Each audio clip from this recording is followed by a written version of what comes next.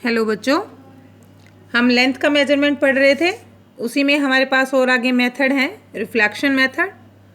Reflection आप जानते हो, आम भाषा में कहें तो रिफ्लेक्ट होकर आना। एल का मतलब लौट आना, मीन्स किसी मीडियम पे लाइट या वेव का टकराना और फिर टकरा के वापस उसी मीडियम में आ जाना। इस मेथड को हम बोलते हैं रिफ्लेक्शन। और इसी मेथड का यूज़ करते हुए आज हम लेंथ फाइंड आउट करेंगे। इसमें हमारे पास दो टेक्निक हैं। First one is radar and second one is Sonar.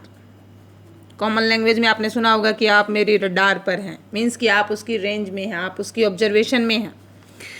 Reflection method में हमारे पास रडार मेथड और सोनार मेथड है। आज हम इसका डिस्कस करेंगे और देखेंगे कि किस तरीके से ये हेल्पफुल होती हैं। एक्चुअली रडार एक एब्रीविएशन है, शॉर्ट फॉर्म है किसका? Radio detection and ranging. Radio detection and ranging means radio waves हम यहाँ पर यूज़ करेंगे और वो रेडियो वेव्स डिटेक्ट करेंगी, किसी रेंज की वैल्यू को फाइंड आउट करेंगी, किसी ऑब्जेक्ट को फाइंड आउट करेंगे।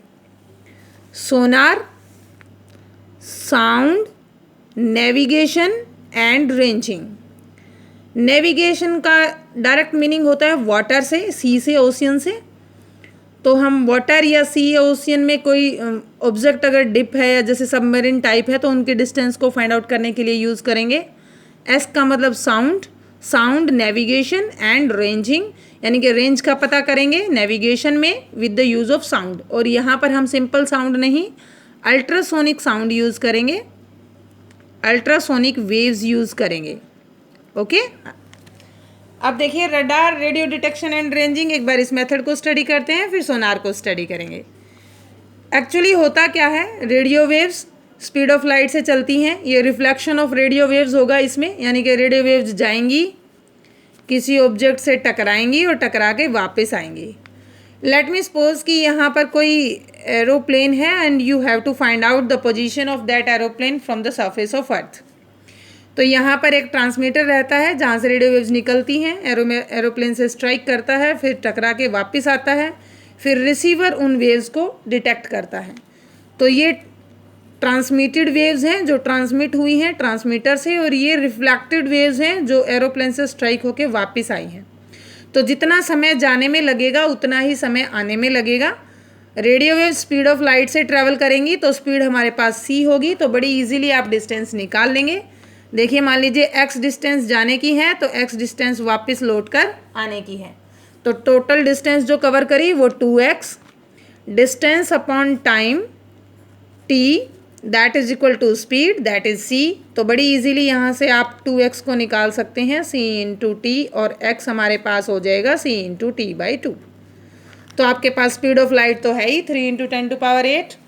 टाइम जितना उसने जाने और आने में लिया उसको लिखेंगे, divide by 2, you will get the distance of that object. एक ये मेथड है रडार। इस सिस्टम को हम यूज़ कर सकते हैं वेलोसिटी और डिस्टेंस फाइंड आउट करने के लिए, किसी फ्लाइंग एरोप्लेन की, मिसाइल की। इस मेथड को यूज़ किया जा सकता है किसी small thickness of sheet of matter को फाइंड आउट करने के लिए, और एक प्रॉपर अरेंजमेंट बना के टाइम का हम उसको एक्यूरेटली निकाल सकते हैं। नेक्स्ट मेथड है हमारे पास सोनार। सोनार जैसे मैंने बताया साउंड नेविगेशन एंड रेंजिंग, इसमें हम अल्ट्रासोनिक वेव्स का यूज़ करेंगे। ये मेथड भी रिफ्लेक्शन मेथड पे बेस्ड है। कई बार इसका मेथड ही पूछ लेते हैं किस पे बेस्ड है, तो ये रिफ्लेक्शन मेथड पे बेस्ड है। लाइट जाएगी, टकरा के वापस आएगी। कोई भी रे होगी, मान लीजिए ये अंडर वाटर कोई ऑब्जेक्ट डिप है, कोई सबमरीन टाइप सी के अंदर, तो अल्ट्रासोनिक वेव्स हम सेंड करेंगे ट्रांसमीटर से, same as that of the radar. बस फ़र्क ये है कि इसमें रेडियो वेव्स हैं, इसमें अल्ट्रासोनिक वेव्स हैं। यहाँ पे रिसीवर रहेगा। हम speed of light, speed of sound ले लेते हैं in water. Ultrasonic sound in water is v। जितना स्पीड जाने का है उतना ही आने का रहेगा। सेम उसी तरीके से let me suppose distance is d, तो d डिस्टेंस ये रहेगी। Total distance will be 2d is equal to v into t. बड़ी इजीली आप इस डिस्टेंस को फाइंड आउट कर पाएंगे। तो ये हमारे पास दो मेथड थे रडार एंड सोनार के, रिफ्लेक्शन मेथड पे बेस्ड।